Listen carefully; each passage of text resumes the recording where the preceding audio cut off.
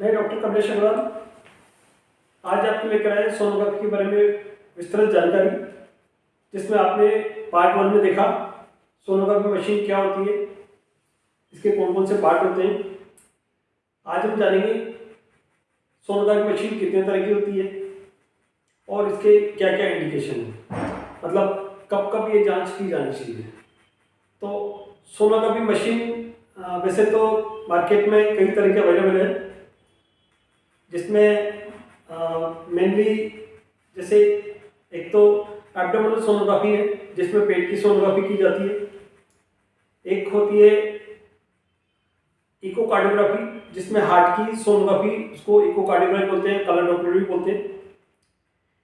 इसी प्रकार से नसों की सोनोग्राफी होती है जिसमें अपने शरीर की जो डिफरेंट नसें हैं, आर्टरी और वेन, जैसे कि कैरोटिड आर्टरी है, जुगुलर वेन है, फीमोरल वेन है, फीमोरल आर्टरी है, इन सब की नसों के अंदर ब्लड फ्लो के द्वारा पता ही लगाया जा सकता है कि नसों में कोई ब्लॉकेज तो नहीं है। इसी प्रकार से ट्रांसवेजाइनल सोनोग्राफी होती है जिसमें कि जब बहुत अर्ली प्रेगनेंसी होती है या कुछ बच्चेदानी से रिलेटेड प्रॉब्लम होती है जो कि जनरली पेट की सोनोग्राफी के द्वारा नहीं दिखती, उसके लिए जो ट्रांसवेजाइनल सोनोग्राफी की जाती है। और इसके अतिरिक्त ए स्कैन होता है जो कि ऑप्थेल्मोलॉजिस्ट या आंखों के डॉक्टर इसको काम में लेते हैं। और भी एडवांस सोनोग्राफी होती है जैसे कि ट्रांसइसोफेजियल इकोकार्डियोग्राफी, जिसमें कि जो अंदर एंडोस्कोप के द्वारा जो प्रोब डाला जाता है और उसके द्वारा जो अंदर शरीर की जांच की जाती है। तो ये डिफरेंट तरह की सोनोग्राफी है।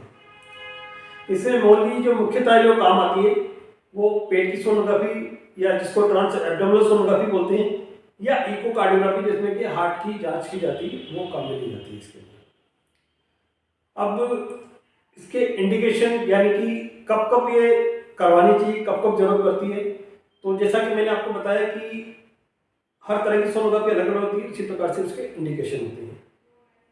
जैसे कि अपन बात करते हैं पेट की सोनोग्राफी की, तो पेट की सोनोग्राफी की जरूरत तब पड़ती है जबकि पेट में कोई परेशानी, यानी कि पेट में दर्द हो, कोई लीवर की प्रॉब्लम हो, कोई लीवर में गिठान हो, पित्त की थैली में पथरी हो, गुर्दे में पथरी हो, यूरेटर में पथरी हो, अपेंडिक्स की प्रॉब्लम हो, आंतों में कोई रुकावट हो, या पेट में पानी भर गया हो, या तिल्ली बढ़ गई हो। तो ये डिफरेंट प्रॉब्लम है जिसके लिए कि जनरली पेट की सोनोग्राफी की जाती है। इसी प्रकार से जो लेडी डॉक्टर गायनेकोलॉजिस्ट रहती है वो प्रेगनेंसी के अंदर जो सोनोग्राफी की जरूरत पड़ती है, जनरली पूरे प्रेगनेंसी के अंदर 2 बार तो कंपल्सरी सोनोग्राफी की जाती है, जो कि गायनेकोलॉजिस्ट काम करते हैं। ये भी एब्डोमिनल सोनोग्राफी की कैटेगरी के अंदर आती है। गायनेकोलॉजिस्ट दूसरी बच्चेदानी संबंधित प्रॉब्लम के, बच्चेदानी में कोई गिठान बन जाए, बच्चेदानी में कोई सोजन आ जाए, टीबी की प्रॉब्लम हो, या बच्चे नहीं हो रहे, तब भी इसके द्वारा जांच करने पर पता लगाया जा सकता है कि कोई नसों में कोई ब्लॉकेज तो नहीं, फेलोपियन ट्यूब कोई ब्लॉक तो नहीं है इसके।